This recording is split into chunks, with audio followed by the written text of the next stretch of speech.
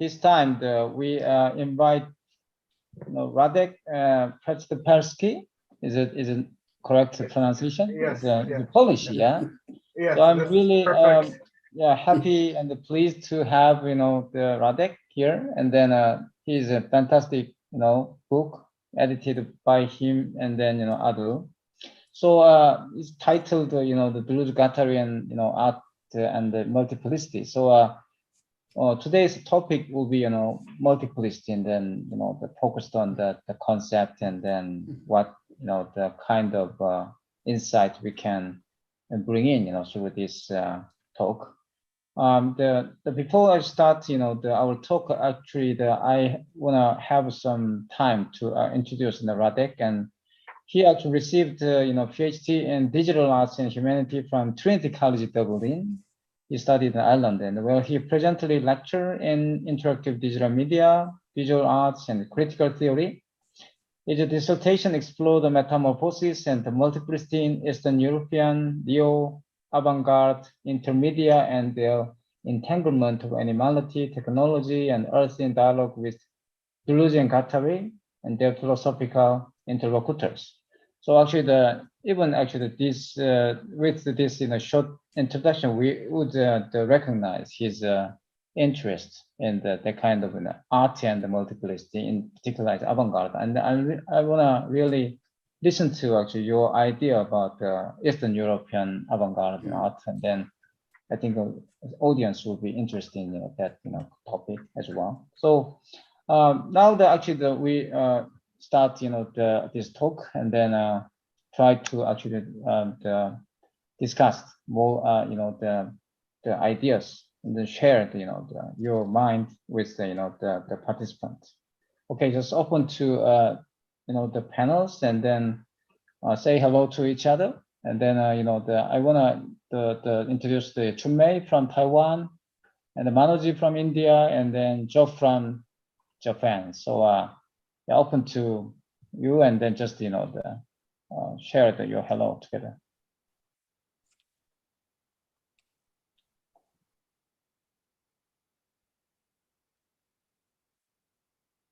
Turn on your microphone.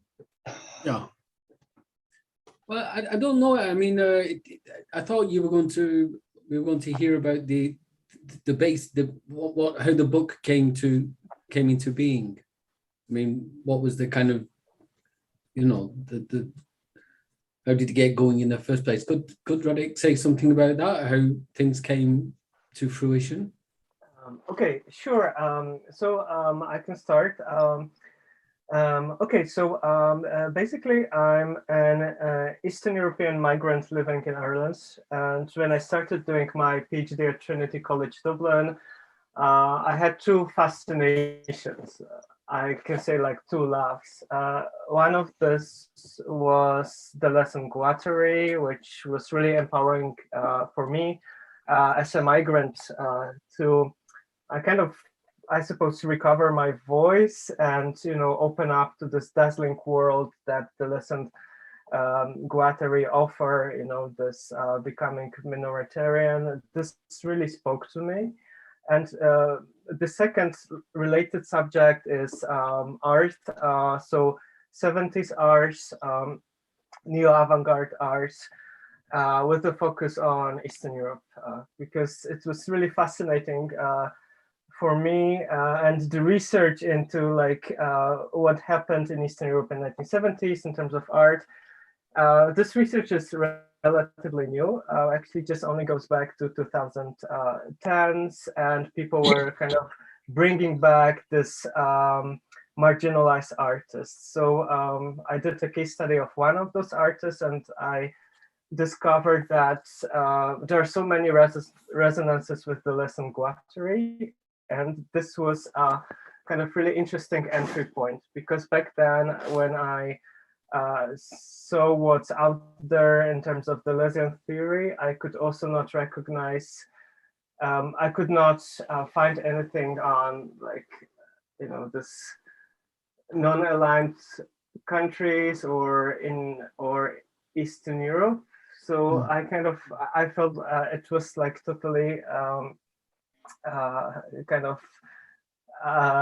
uncharted territory. So I started doing my PhD wrapped around a case study of Polish artists from 1970s, and I felt that this main concept that I felt really appealing was the idea of multiplicity. And of course, it really inspired me. I had many friends, I'd like to mention in particular Burcu Baykan, who my best friend from Turkey, who actually inspired me to pursue the Deleuzean path. So, and with a group of friends, we kind of had this idea for a conference that would be sponsored by Higher Educational Authority in Ireland. And this took place in 2016. It was a kind of really big effort. And this was also a conference that was a kind of a bit unaffiliated with, the Deleuze and Guattari Studies Network. It was really amazing event because we had like 100 speakers from all around the world. We had exhibitions, we have talks like by Barbara Gówczewski on the Warlpiri Aboriginal practices. And this created kind of really great critical mass to, try to think around those connections between art, multiplicity, Deleuze and Guattari. And, slowly we were starting to think about a book. And of course, we finished the book, we edited the book with Steve Wilmer, who also helped me, who is the co-editor of our book. And when we published the book, actually, it was, the onset of COVID, so everything came to a halt. But I think it was a really interesting project to try to think about Deleuze, Guattari, multiplicity, and art. And also what was really close to my thinking was this kind of bringing, trying to implement this multiplicity on the level of, different communities, different cultural realms. So this was something that is really close to my heart and something that informed the book.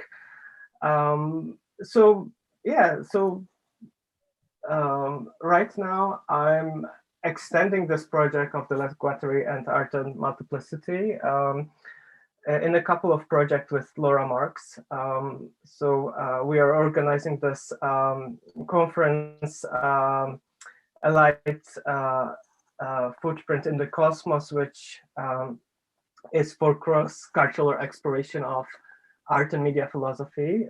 It's going to take place in Vancouver between 24th and 27th of June.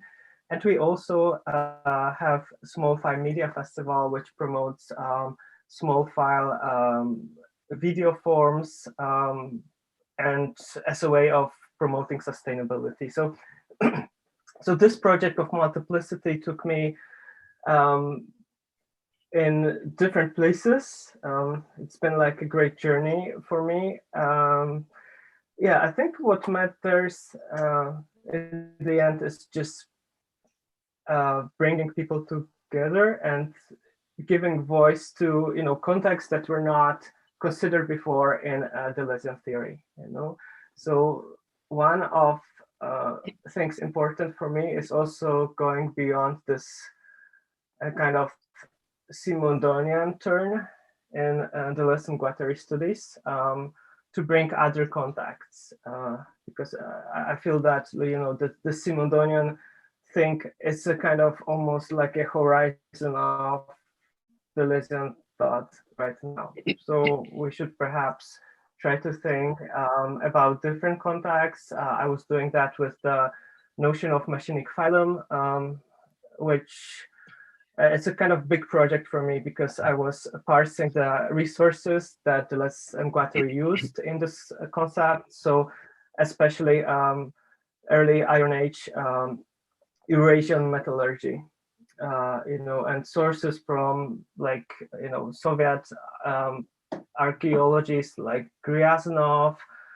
and then Grousset. So this is something that like nobody's talking about, but I think it's also really interesting. And find another entry points, like for example, Canguilhem, Leroy-Gorin. This is something that it's not happening so much. So seeking new openings, extending this thought into unforeseen directions. This is a really exciting project. Yeah, so that would be it. I don't know. Okay, thank you. Thank you for introducing. Let me ask you a question then, okay? So because if I'm not mistaken, Manoj has a book with the subtitle Multiplicity in it. Is that right, Manoj? Yes. So I think probably the question that we should ask is, what is a multiplicity? And because Manoj's book is on the, what is it, post-colonial in India and multiplicity, and then perhaps Radek's notion of multiplicity might be somewhat different, or points of contention between the two. I'd love to hear about that. So Radek, do you want to give us a quick kind of rundown about this big concept of multiplicity? Because when I went through the book, it is present constantly through the book, so it needs to come out. Yeah. Okay. I have a question to add to it. Like, just as a, I think multiplicity is one of the most important concepts in Deleuzean paradigm. And Delanda, I think in his book, Intensive Science and Virtual Philosophy, he identifies multiplicity as one major concept which runs throughout the works of Deleuze in general. And it also has two different phases. Like, one is a phase of ontogenesis, which primarily identify with the difference and repetition. And the second phase of becoming X, which is identified with 1000 Platos and the anti-dependent 1000 Platos now. And you have mentioned that as well in the book. I also would like to ask, like, when you bring in the concept of multiplicity and art, what would be the theoretical, at the theoretical level, and not at practical level, at the theoretical level, how do you pose the question of multiplicity as far as art is concerned? Or why do you think that multiplicity as a concept is that much relevant in exploring, especially the contemporary art in the form of bio art and other forms of art that is in place right now? I would like to hear your comments on that. Thanks so much, Manoj. Yeah, this is, I totally agree. It's like fundamental concepts. And basically for Deleuze, the philosophy is a kind of a logic of multiplicities. So you're absolutely right. It's really important. And also, I totally agree that there are like different phases or different stages of the conceptualization of the concept. So, tracing a line from Bergssonism for difference and repetition to 1000 Platos, when the notion of, I call this, weaponized multiplicity, where with the help of Guattari, this philosophical concept become plotted on a number of, different social, political, and artistic plateaus, in a sense. Now, for me, this question of multiplicity, of course, it's central to the lesson Guattari, but also kind of difficult to approach. I suppose the way I understand it, it's this in terms of this equation that Deleuze and Guattari have, which is pluralism equals monism. So this kind of attempt to, have this equation, how many can be one at the same time, what is the transformation that happens in between. So this is a kind of mystery, which is kind of really productive. As well. And of course, for example, in Bergsonism, the multiplicity is basically intensive multiplicity is defined as that which does not divide or does not divide up without changing in kind. So it's also this question of intensity and qualitative change.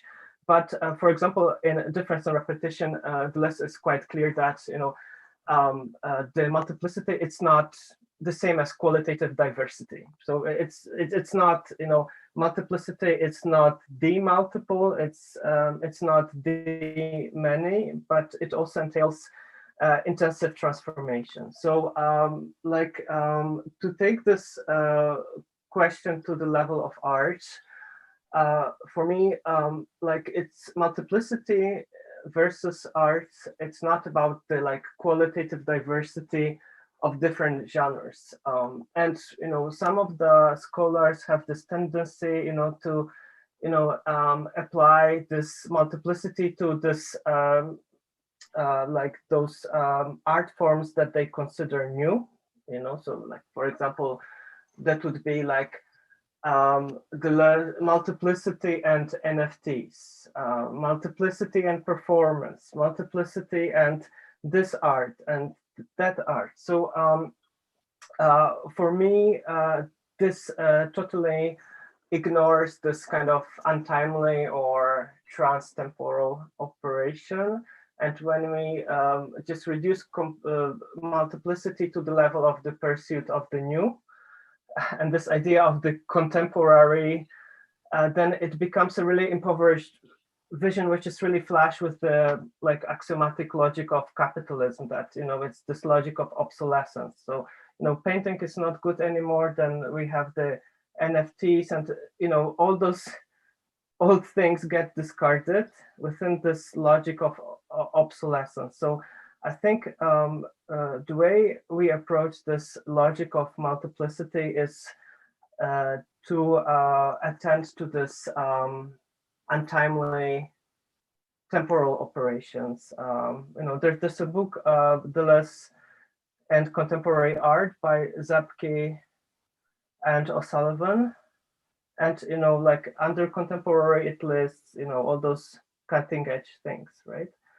But it does not so much attend to this untimely, unhistorical operation, which is really important.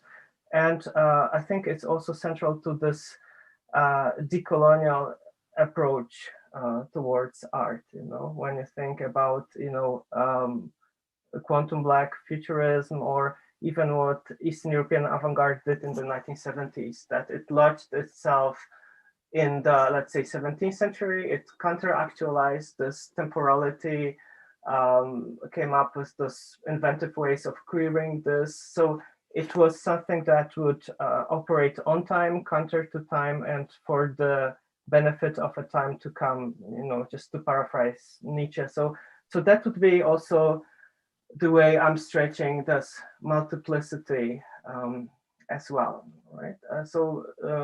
Not something that has necessarily to do with the contemporary, with the pursuit of the new.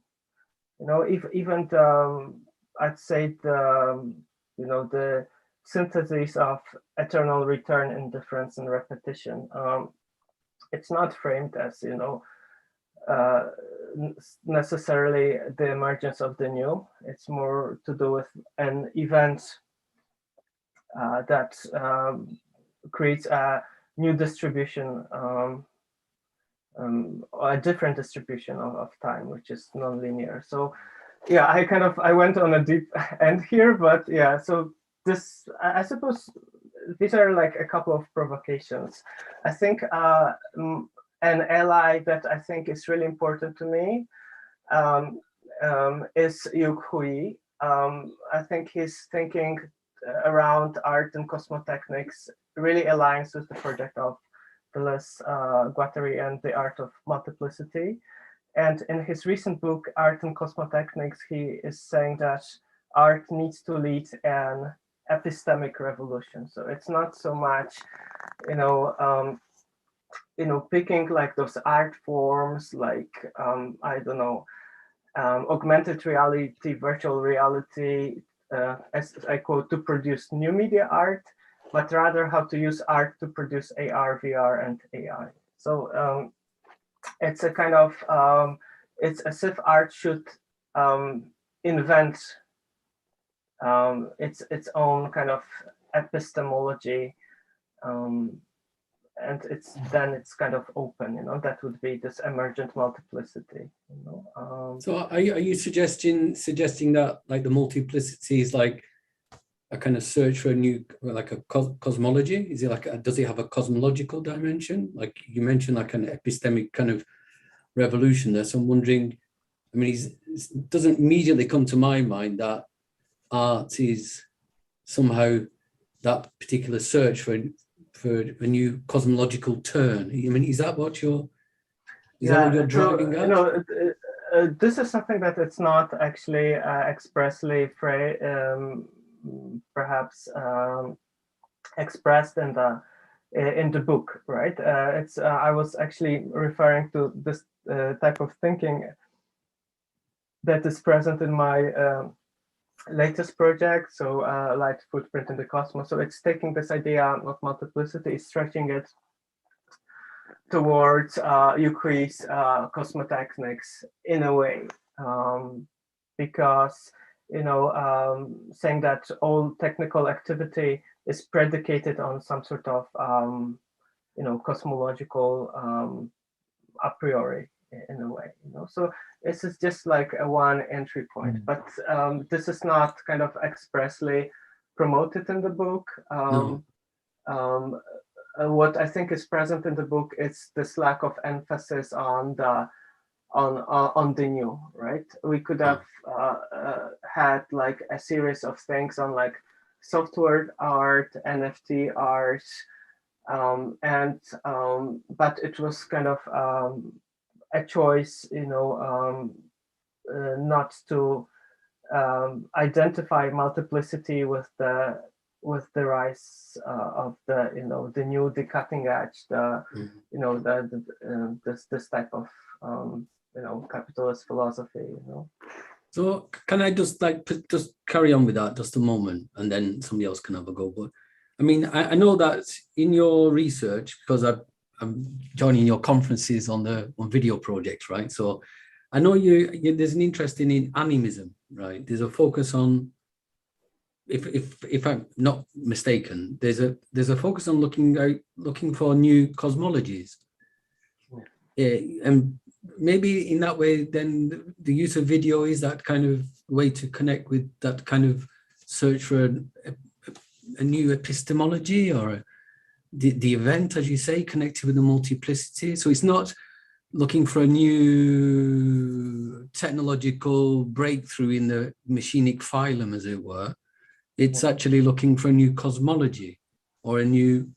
I mean, does that run straight with what you're thinking? Yeah, this is a really interesting thing that you mentioned here. Like this really interesting relation between technology and cosmology, and I suppose video art is a really fertile ground to test philosophical concepts. It's also it's a medium of critical making. Personally, my inspiration is Eastern European video art of 1970s, where people kind of basically made do with what they had. They had limited access to resources, and 16 millimeter film cameras. And yes, within this, I don't know, let's say 30 second loop video, they could encapsulate some sort of transtemporal connection to 17th century Baroque, or some sort of connection to early Iron Age, Eurasian metallurgical cultures, or something like that. So And this kind of interest, this actually changes our understanding of technology as well, right? Because for Yukui, technology is predicated on this kind of, this vision of one technology, which is based on some sort of monolithic understanding what the cosmos is. So by tackling technological developments, we should tackle the cosmological a priori, right?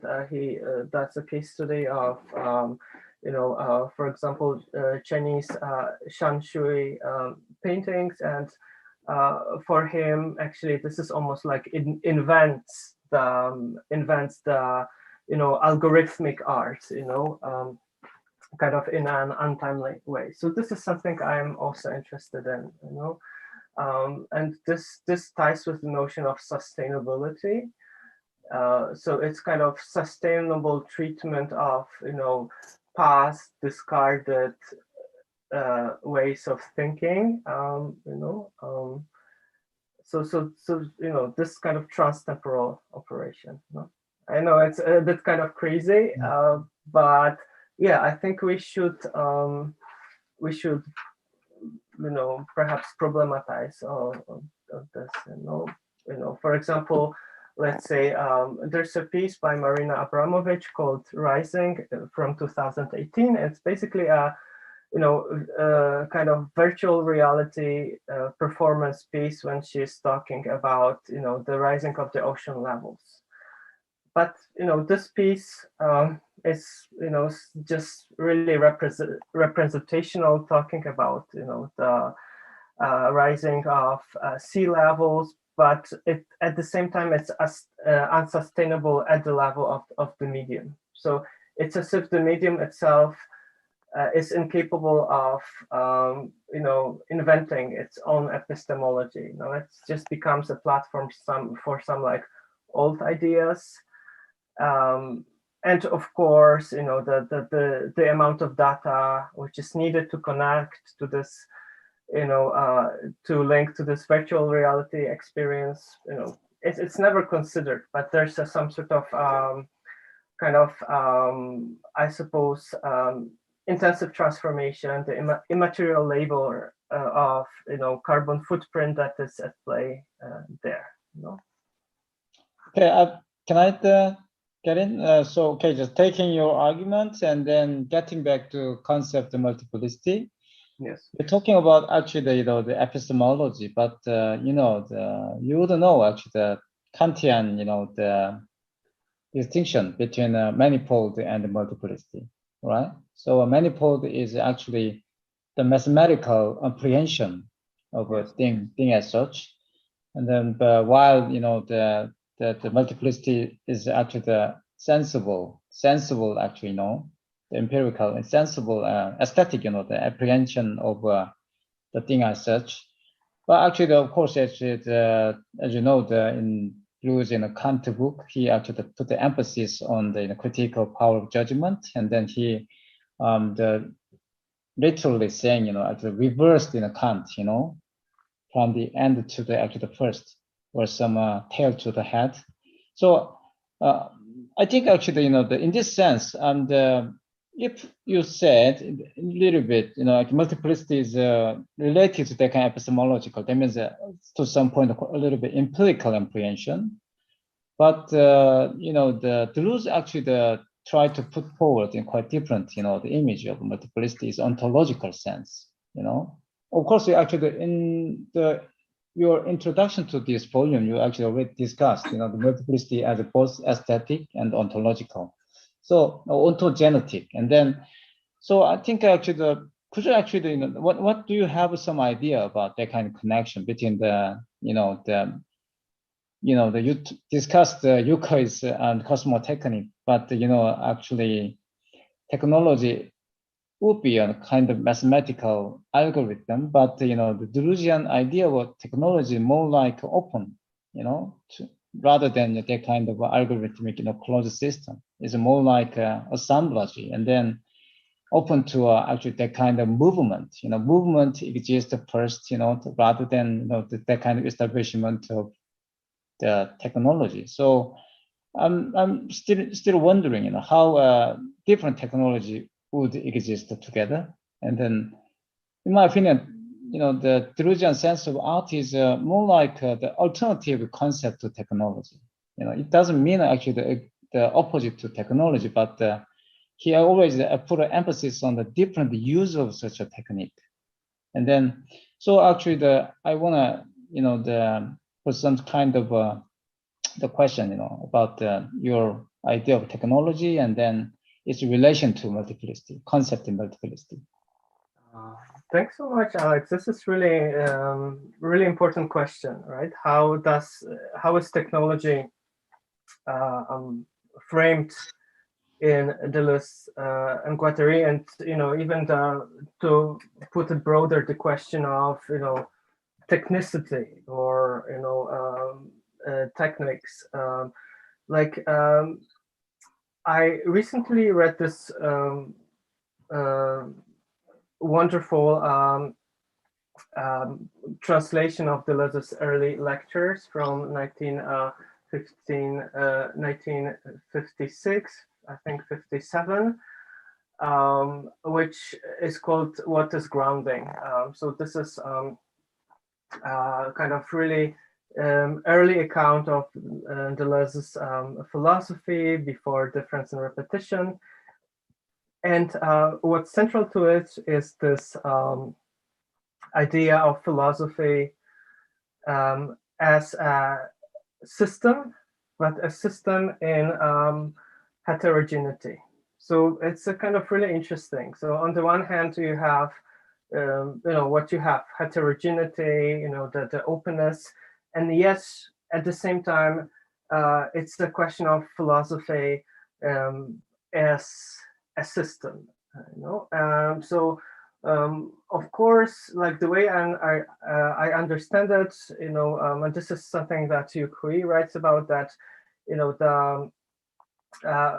for Kant it's also some sort of we can say this early cybernetic philosophy that was against the notion of Kantian mechanism. And for me, Deleuze is taking this and trying to think the system of as heterogeneity. And this is, you can see it in Guattari as well, because when he defines, for example, in a dictionary what machinic phylum is, so again, it's some sort of a kind of a system, right? But which is not non-mechanistic.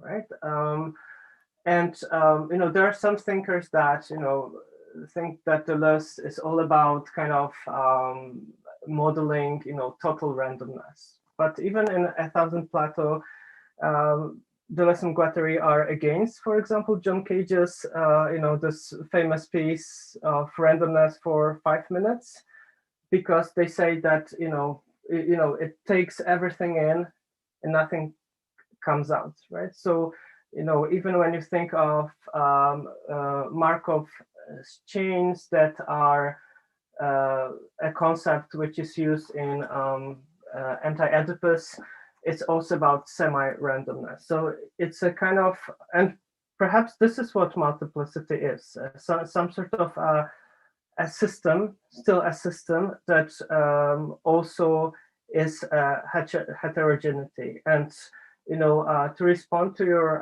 question, what's the relation between art and technology? Like for me, like one of my preoccupations is the nomadology chapter, which I research in depth, especially the Eurasian metallurgy references. So when we think, metallurgy, right? Metallurgy, this is something, the way it's conceptualized in the nomadology Plato, it's something that allows us to think through the relation between, art and techniques, right? Because what metallurgy is, on the one hand, it's, thoroughly technical. It's it's about, it lodges itself into the singularities of a material, and it performs change. It kind of, there's the whole kind of, conceptualization around that. But at the same time, what the metallurgist does is also something creative. So much so that the metallurgist is put on the same level as the musician, performing this chromatic revolution, elaborating the cosmic material. So I think, so that would be a case of like bringing together art and technicity, but art is a technicity which elaborates this cosmic material and works on heterogeneity. So yeah, let's all those. Yeah, so I'm actually writing an article on the machinic phylum. And in which I put together Yuqui, Leroy Gorin, and all those thinkers. So there's lots of buzz in my head right now. But I think metallurgy, metals. This is something also really interesting to think through. All right, thanks. So you are still thinking that technology is a sort of such a technicity important in understanding art, or some, in your sense, kind of avant-garde art. Yes, yeah. So for me, the notion of technicity is really important, because that like also there's a kind of a dualistic thinking that like technology is deterministic, it's mechanistic, so it's like almost like a clock, whereas art is this search of the new, search of randomness. So there's a kind of bipolarity of thinking, so it's almost, there's no way of conceptualizing it differently. So I'm just trying to go beyond this kind of opposition. I've got quite a short, silly question, because I'm always confused by the machine and by technology or technicity or techne. Now, is there, because you mentioned, Leroy Gorin, and I suppose you're going to touch on Simondon in your career, of course. I was wondering, it seems to me Stiegler kind of confuses the machine and technology. And I think Deleuze and Guattari have a definite, especially Guattari has a definite concept of the machinic. Yes. Do you conflate both of those two together, or is it possible to distinguish them? Yeah, like, okay, so for example, in his book on Foucault, Deleuze, and this is something that he takes up in A Thousand Plateaus, he says that, a machine is social before it's technical. So it, draws on Mumford, analysis of the mega machines, so yeah, and also it comes up in Guattari, right? Which is, of course, there can be like different machines. There could be asignifying machines. It's, machine, it's not the same as like, technological kind of contraption, right? It's something, it's a way of agencing or weaving together heterogeneous registers, and those registers could be thought, could be matter, and it's not the same as some sort of technological mechanism, right, that we are so preoccupied today.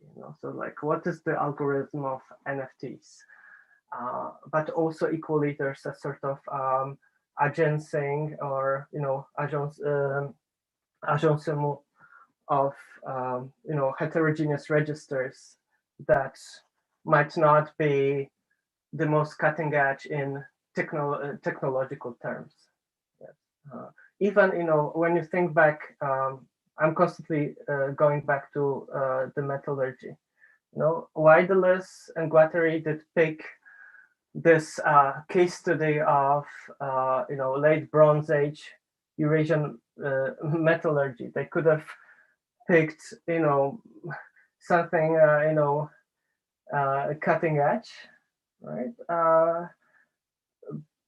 Some cutting edge technology, you know, but yet they put something that, you know, really goes back into the past, you know. So it shows that, you know, for them the machine, it's not like a gimmick, and this is something that Guattari is making clear as well. You know, the machine. So kind of sorry, but like then the whole premise on your project is on multiplicity. So when I was reading the book, I was trying to all the time work out where does one put the emphasis? Is it on technology? And I think or is it on the machinic in terms of the multiplicity? Because if it's the machinic, then you can understand counter-actualization and the event, and you know, I mean, is that?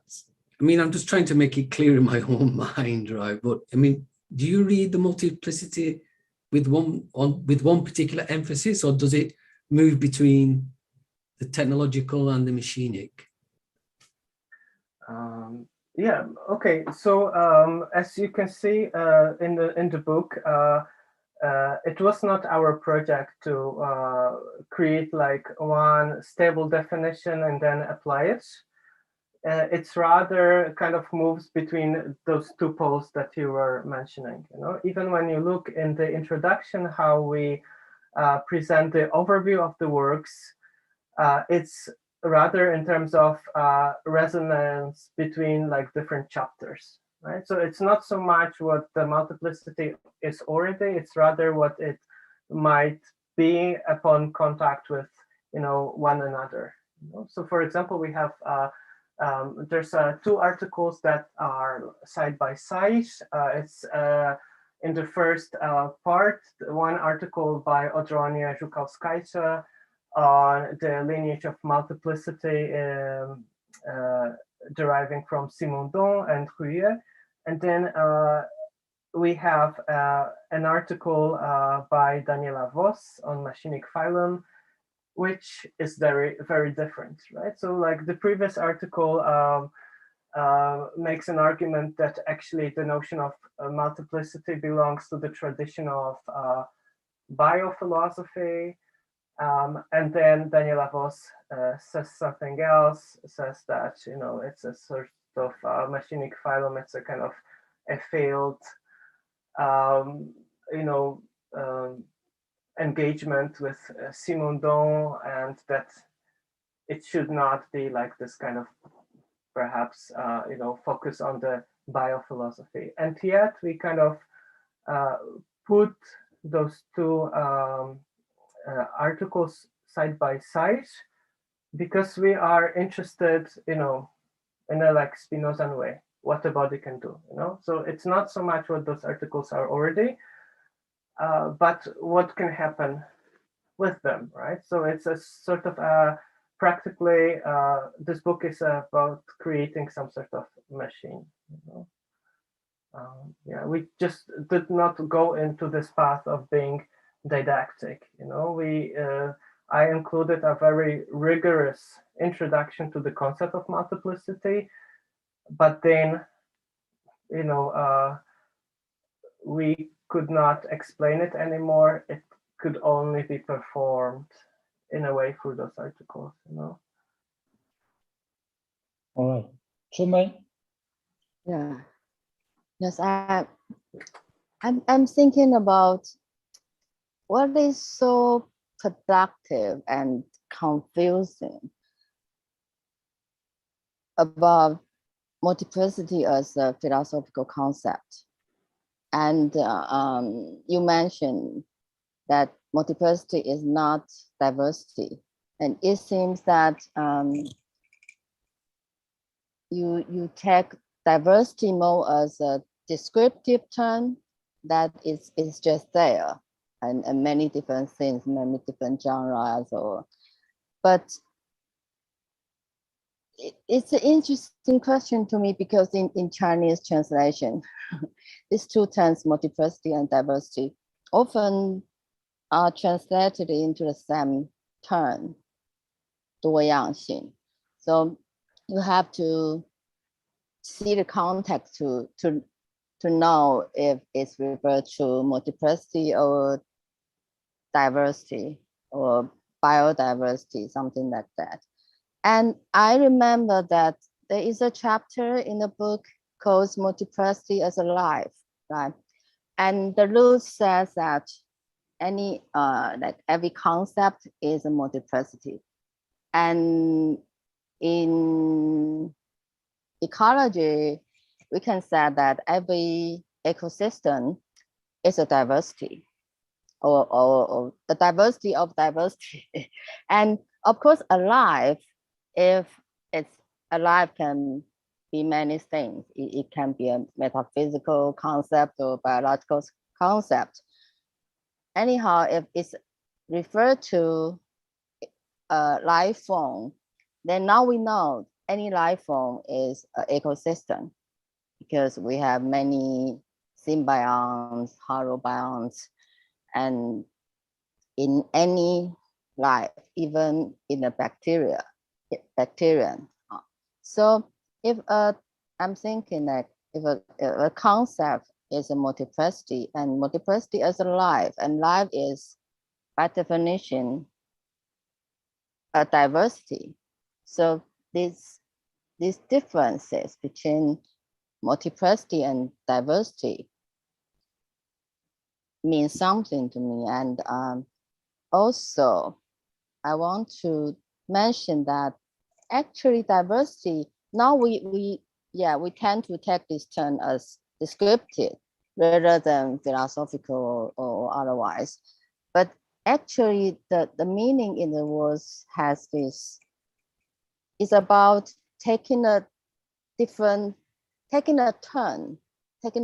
direction to diversify in maybe certain historically specific conditions or along the evolution of some species or groups of life forms. So, so I'm wondering, how do you really differentiate these two concepts, and why it is so? Yeah, we have been talking about why is it, and you talk about, and other people also talk about that multiplicity is like the most important, maybe one of the most important concepts in the Deleuzian thought. So, okay, that's. Thanks so much for your remarks. How you think about that? Yeah, it's these are all really important questions, and I think the lesson Guattari for the whole philosophical trajectory will also struggling with, this formula for multiplicity, monism equals pluralism. So, what happens in between? What is the transformation that take us from pluralism to monism and vice versa? So, then, it's. I don't think it's also so easy to answer this question. But I mean, in difference and repetition, there's this notion of diversity, but also more precisely qualitative diversity. And now this actually obscures also the intensive transformations that are important for multiplicity. Of course, in difference and repetition, Deleuze was really influenced by Simondon and the account of the individuation. This passage from the metastability towards individuation.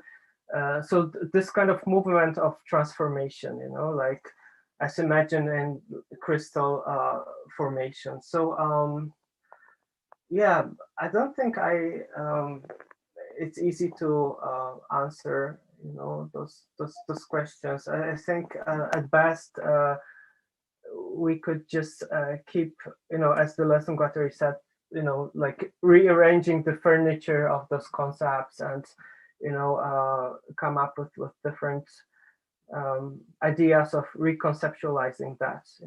For me, it was really interesting journey, parsing the whole Deleuze and Guattari over from the point of view of multiplicity. And so for me, it's in a way machinic phylum and A Thousand Plateaus proves the most challenge or shock to my thought. Yeah, and I'm not even getting into this like distinction between virtual and actual, because this problematic of multiplicity was also reduced to this relation between virtual and actual, and it's one pathway you could have there. Another is Simondonian, logic of individuation.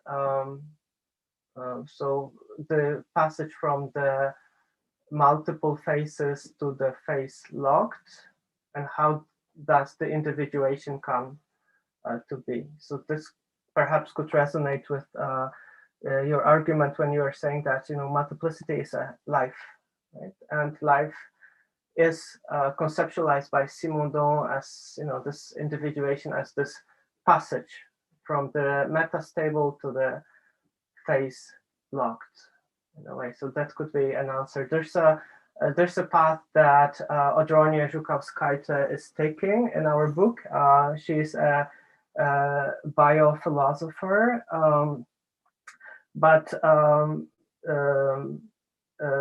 Daniela Voss, on her own part, she would say that, okay, this is a kind of a vitalism in Deleuze and Guattari, which is not really the way forward, and thinkers like Thomas Nail, most recently, Kari Wolf, and so on and so forth, would try to move away from this kind of bio-philosophical aspect of Deleuze and Guattari. So yeah, there's a lot of like different pathways, I don't think I can just like they kind of coexist together. I don't know which one is the one. I don't know. I think it's fascinating that you talk about qualitative diversity, because diversity by definition is qualitative. It's a different kind, and this reminds me of Bergson's qualitative multiplicity. Right? He says that qualitative multiplicity is the duration, and he differentiates between the quantitative and qualitative multiplicities. But that's before the turn, the physics turn space-time as one word, getting its popular usage. Like now we talk about space-time and matter together. And so now I would say that, you also talk about we need to reconceptualize our categories and frameworks. And this is one of that concept, qualitative and versus quantitative, that I think needs reconceptualized. Yeah, you're totally right, because like for Bergson, that's like on the one hand psychological duration, and on the other hand, space, how it is conceptualized. But of course, it's like before the ideas and quantum physics and so on and so forth. Like in the way like Timothy Morton is, for example, conceptualizing art as actions at a distance, you know, and then like what would Bergson say, you know, of that, because it merges, you know, on the one hand the psychological aspect and also some sort of displacement.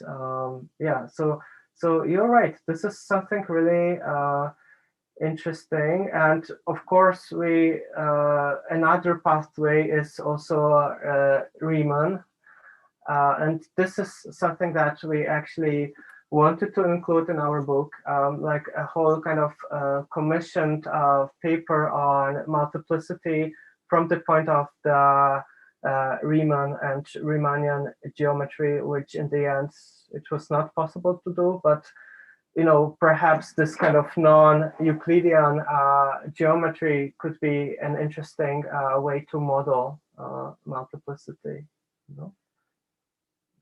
And I admit that, you know, we kind of did not have these chapters, which could have been a kind of great complement, you know. So this multi-dimensional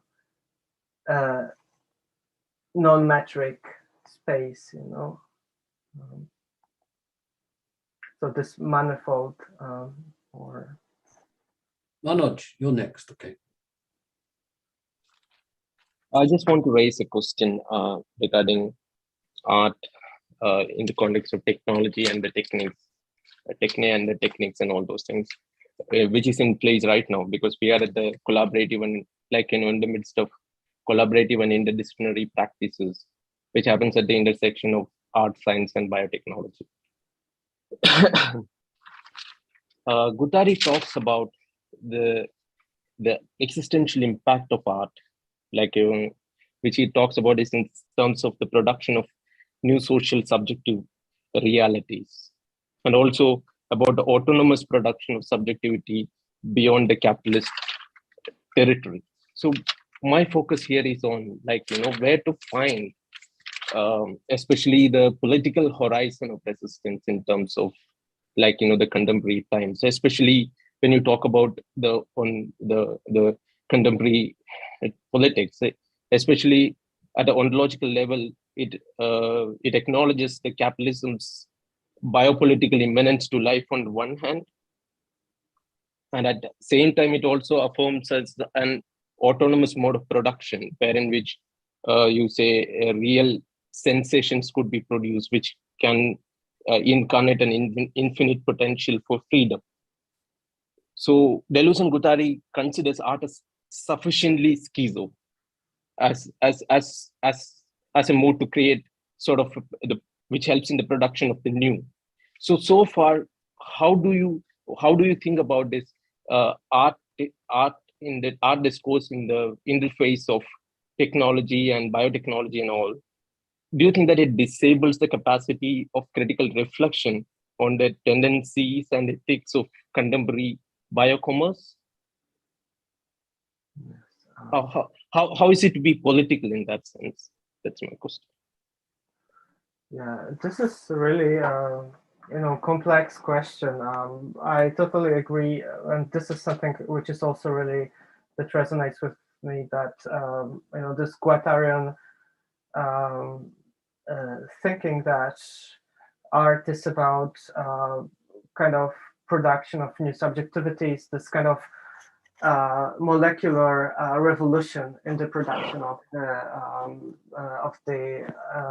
unconscious. So yeah, the question is, how could we achieve that, and without you know, just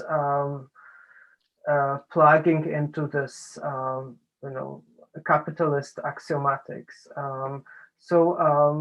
I suppose one thinker that I really admire is Andrew Culp, and in his book Dark Deleuze, he was saying that, you know, much of there's a portion of thinking in, like, Deleuze studies that thinks you know, Deleuze, Guattari, and, you know, we can extrapolate that the multiplicity has to do with this logic of connectivism, plugging into a new kind of territories. And for Andrew Culp, this is basically really, it just affirms this, techno-affirmationist logic of companies like Google that want to annex every realm of reality. So this is kind of the danger. This thinking of Guattari as a connectivism. We add this and this and this. And even, the early series of Deleuze books published by Edinburgh University Press were framed as Deleuze and, right? Deleuze and this, Deleuze and this, Deleuze and, I don't know, NFTs, and there's like an infinite, there's more where it came from, because you can always just insert and, right? But what was not like this kind of thinking obscures the fact that it's also inscribing itself within the logic of capitalism. So what can we do? As I understand this, like molecular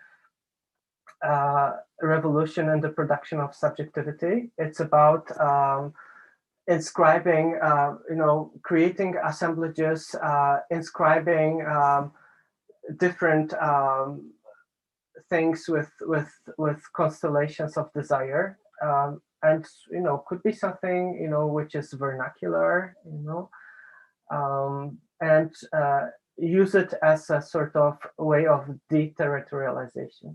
So perhaps this notion of deterritorialization is also really great, because it's about making interventions which are localized, which are embedded or start from a point where we stand, in a way. It's more some sort of on the ground, and from there,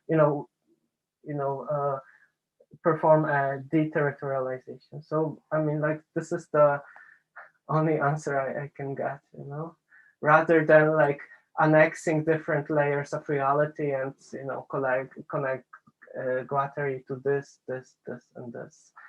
For example, the Deleuze scholar Zafer Arachagök, he's based in Istanbul, wrote this really provocative book, which was called A Topological Trilogy, which had the same idea of refocusing Deleuze and Guattari not on this connectivism, but also the idea of deterritorialization, rupture, breaking of the flows, something like this. So that would be my answer. Manoj, can I continue? Yes, is it okay? yes. Yeah. All right. Let me continue with that, because that's really got me kind of, my juices flowing a bit. So let's look at the book and your friend Burku, right? Bacon's chapter.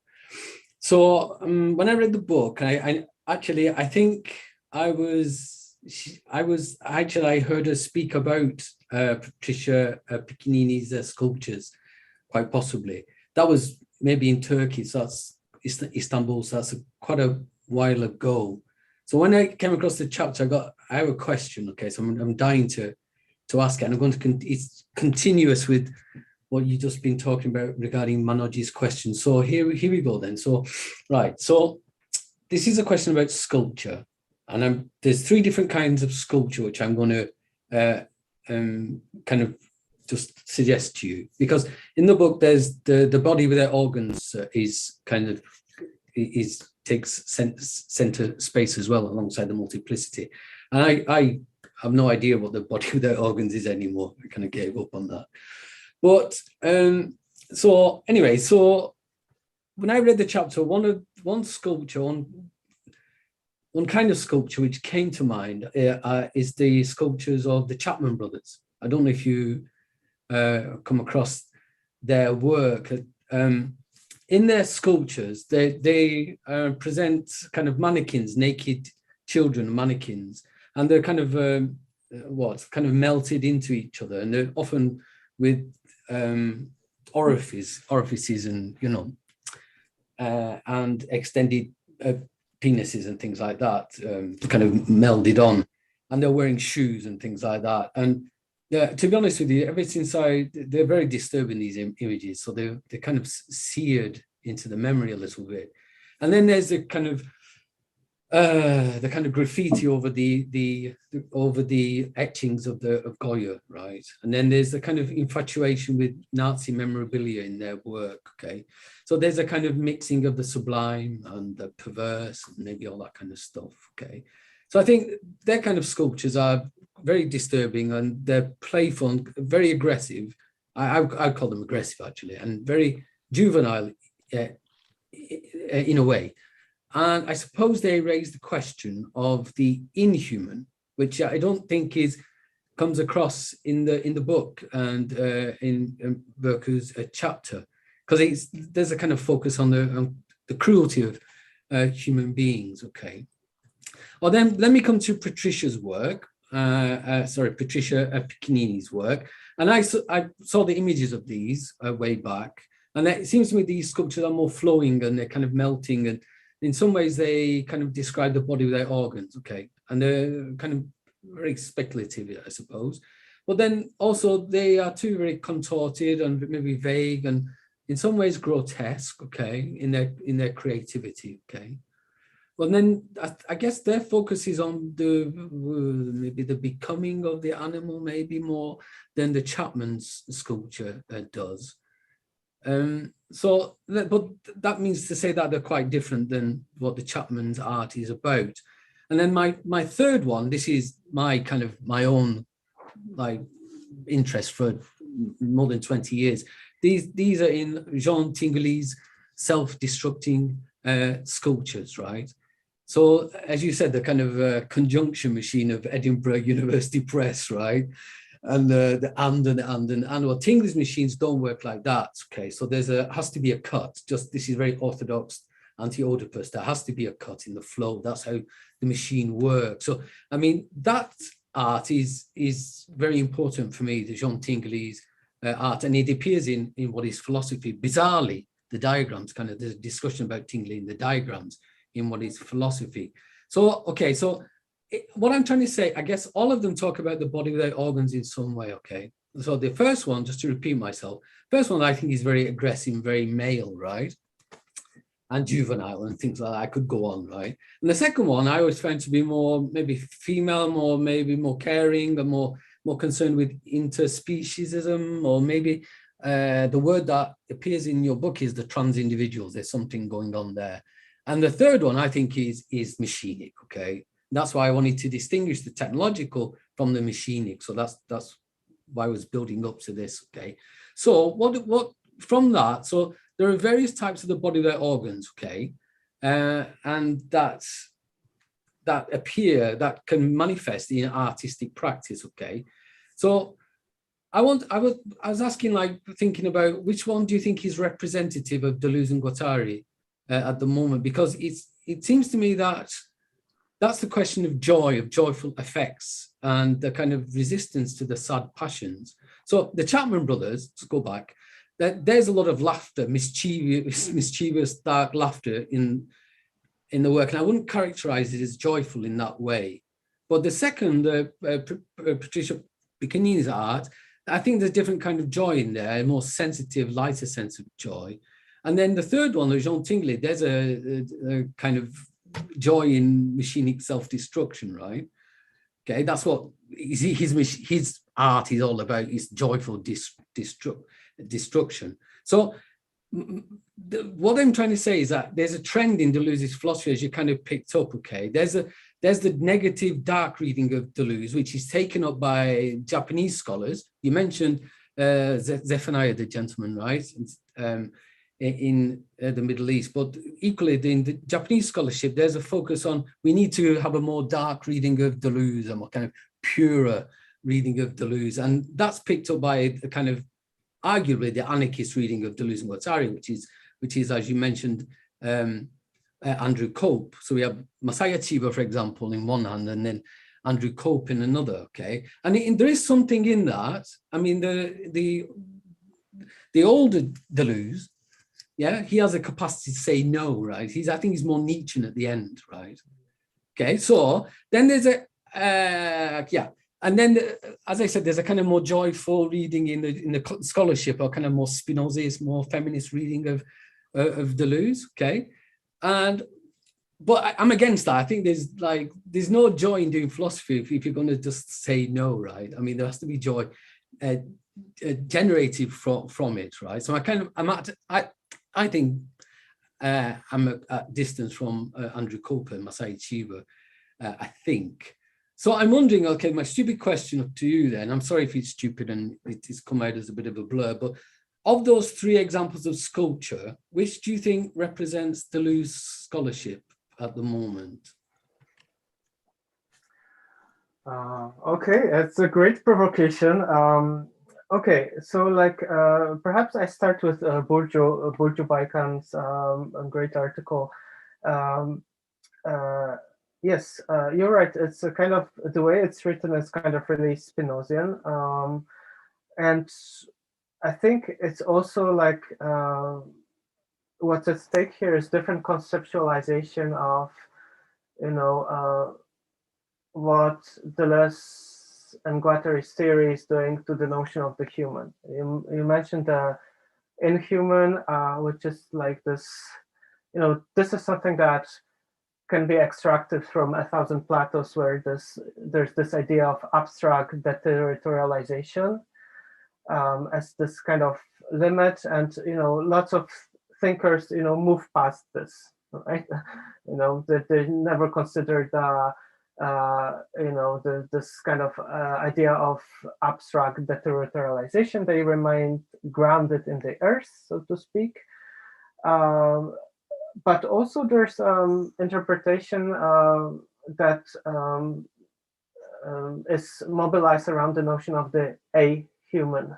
So for example, Anne Sauvagnargues, in her book, L'empirisme transcendental, she says that, you know, for Deleuze, it's not going, you know, beyond the human in the sense of surpassing this, but cutting across the notion of the human as, you know, historical category. So it means cutting across, also picking along this kind of baggage. It's just not surpassing it in the sense of, you know, going totally beyond. So, you know, it's like two poles that are really interesting, the a-human and the inhuman. I'd say the Burjo Baikan's text lodges itself on the a-human, because it's not, as you mentioned, it's not, it's a kind of Spinozian. It does not have this like, you know, this limit of this absolute deterritorialization when Earth is being deterritorialized by, you know, the cosmos effectively, you know, and it's kind of, you know, something that it's, you know, ex-territorial, ex-centric. I suppose, you know, it's a case study that makes sense within Piccinini's oeuvre, because she, you know, these are not only, you know, post-human sculptures, but also they kind of diagnose the issues like women's reproductive rights within society. I just saw last year the exhibition of Piccinini in my hometown back in Poland, which is known for this religious movement that aims at, you know, reducing women's reproductive rights. And there, this exhibition was there by Patrycja Piccinini, and of course it really resonated with you know, movements in Poland that want to champion the, you know, women's freedom in terms of reproductive rights. And it made really sense because it was also really political and really tactical, right? But when you have like the inhuman, you just disappear into the black hole of this absolute deterritorialization, then it might be kind of not really productive in terms of the like political ends of this, right? So I'd say, for example, Cronenberg is a kind of, his sculptures would be like this kind of really dark, going beyond this Spinozian affection, you know. Now, for me personally, again, I'm coming back to machinic phylum. The way it's framed, it's on one surface, it's about, you know, converging on the properties of the metals, extracting singularities, then, you know, harnessing affects that it affords, but not many people draw attention to this horizon of absolute deterritorialization that is also there as well, you know. And at the end of 1,000 Platos, when you have this little dictionary of terms, again, absolute deterritorialization, this chaos, it's also you know, mentioned. And I think, for example, Thomas Nail actually follows this path, you know, developing his theory of the earth, which is also about the, you know, inhumanness of the metals, the very fact that, you know, all these materials on earth are actually, you know, foreign substance in a way, you know. So I would be like actually personally between those two poles, even if Burcu Baykan's article is more firmly with this kind of Spinozian affirmative point of view. I think, you know, also Elizabeth Gross's work, The Inhuman, it's also like thematizes this, you know, what are the limits of this Spinozian affection? Is it like just connectivism, or should it be some sort of rupture or cut, break in the flow, you know?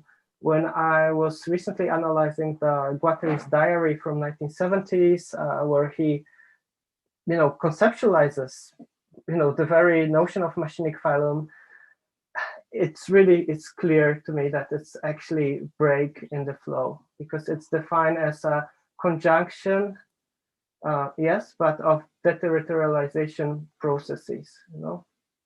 So it's a kind of continuum which is made up from breaks, you know. It's not the same as this like additive connectivism, you know? I don't know, hope it makes sense.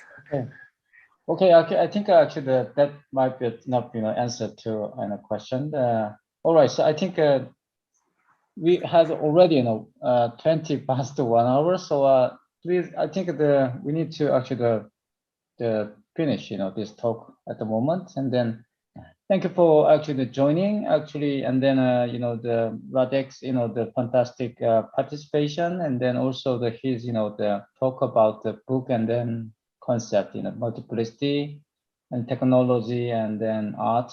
So actually, you know, the audience would, you know, enjoy actually what we have done. So thank you very much, and then yeah, I will actually come back. We will come back to, you know, the next time. Thank you very much.